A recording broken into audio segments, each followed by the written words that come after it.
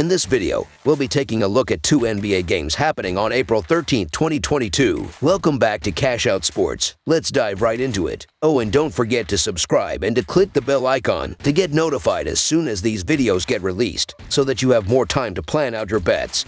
As we provide these videos on a daily basis, I can guarantee that you'll have all the important information that you'll need on these two NBA games after fully watching this video. One more thing before we start. If you would like to gain access to our best exclusive betting picks to take your sports betting journey to the next level, then check out our Patreon in the link down below, where we offer anywhere from 2 betting picks a day up to 10 betting picks a day and much more. Now let's get started.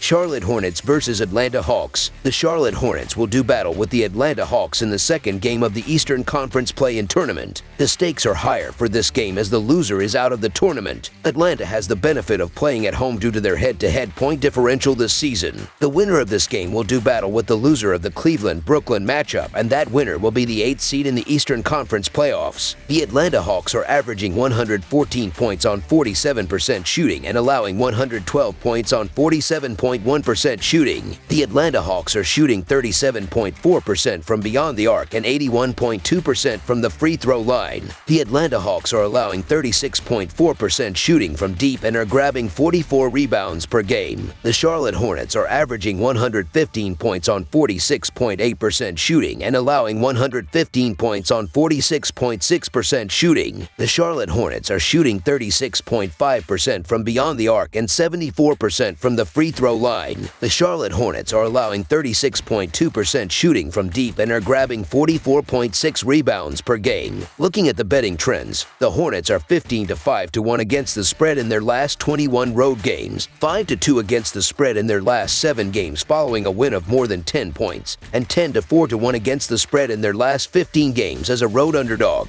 The Hawks are 4-0 against the spread in their last 4 home games, 1-4 against the spread in their last 5 games playing on 2 days rest, and 7-2 against the spread in their last 9 games overall. Head-to-head, the under is 6-1 in the last 7 meetings overall, and the Hornets are 3-1 against the spread in the last 5 meetings in Atlanta. The Atlanta Hawks are going to get the benefit of the doubt because they're at home, and they're probably the better team overall. However, the Charlotte Hornets have played their best ball of the season over the last month and a half, and they've proven themselves on the road, where they lose by an average of just half a point. The Hornets also lose in the underdog role by an average of just 4 points. The Hawks earned the 9th spot on a tiebreaker with the Hornets to earn home court advantage in this matchup, which is massive given that they are so much harder to beat at home. The Hornets were a solid 21-20 on the road this season, and 15-5-1 against the spread in their last 21 road games.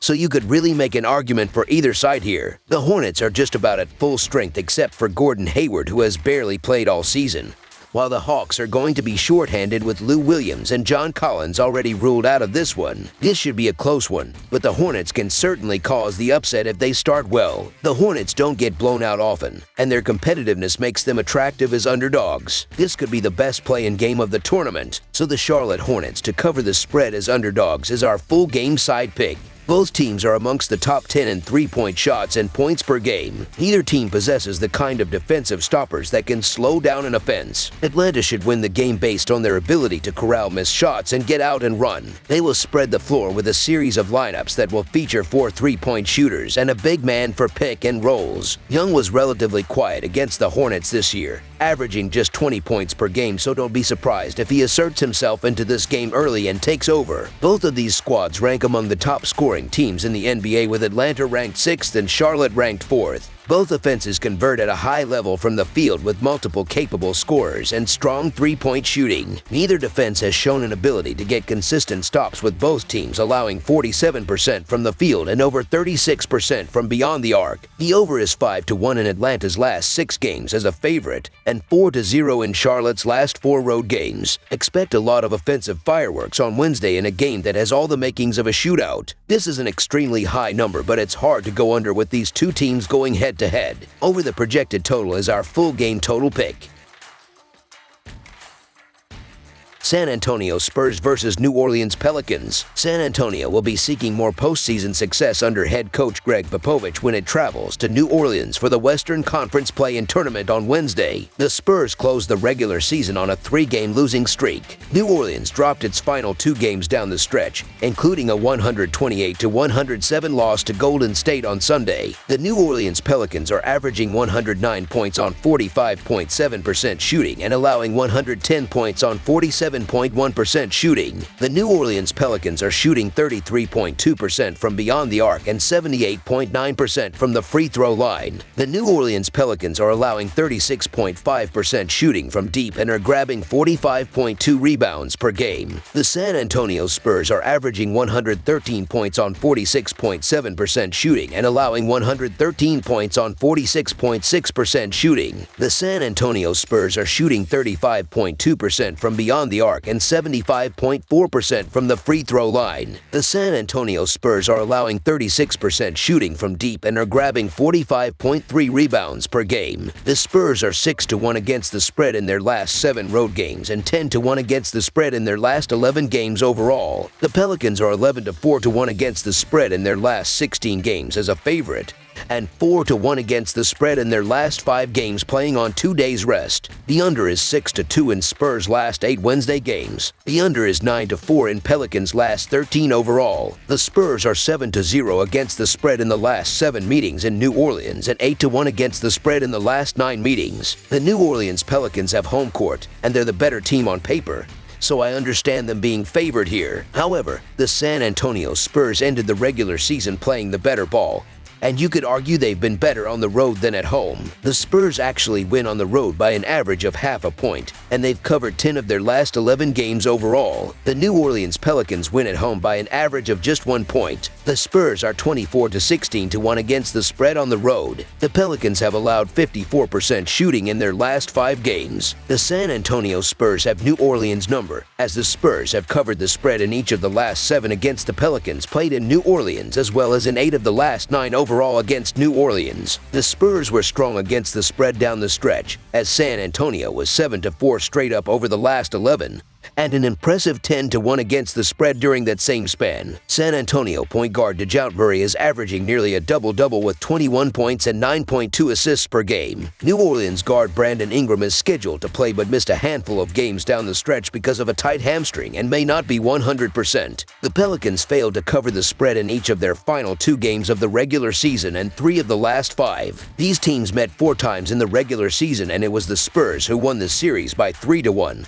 So they will be quietly confident coming into this matchup. The Pelicans were really struggling to get going this season until they acquired McCollum, who has fit in seamlessly with his new teammates, and Ingram is listed as probable for this one, which is crucial for this matchup. As I mentioned already, the Spurs are 8-1 against the spread in the last 9 meetings overall and 7-0 against the spread in the last 7 meetings in New Orleans, so I'm sticking with the Spurs to take care of business here today. So the San Antonio Spurs to cover the spread as underdogs is our full game side pick. The Spurs have gone under the total in 12 of their last 18 games. New Orleans has been relying on its defense as well, going under in 9 of its last 13 contests. The Pelicans are dealing with injuries to 2 of their best players, which creates additional value on the under. San Antonio and New Orleans have gone under in 7 of their last 8 head-to-head meetings. The total has finished under in 4 out of the last 5 games that San Antonio has played on the road against New Orleans, and in 7 of the last 8 games overall between the Spurs and the Pelicans. In addition, the total has finished under in 7 of the last 10 games that New Orleans has played against a team from the Western Conference. New Orleans is 23rd in the NBA in field goal shooting percentage at just 45.7%,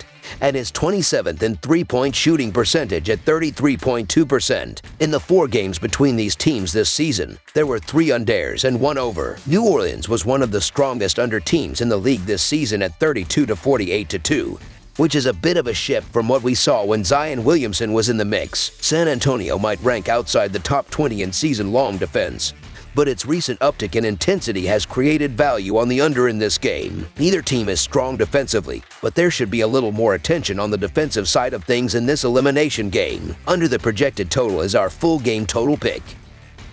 That's all for now, so if you have any other games you would like reviewed, then leave a comment down below with the game you would like analyzed. Subscribe to our channel, leave a like on this video, and we'll get to it as soon as we possibly can. We would also love to hear your opinion on the picks presented to you in this video, whether you agree or disagree with them, so leave a comment down below and do let us know.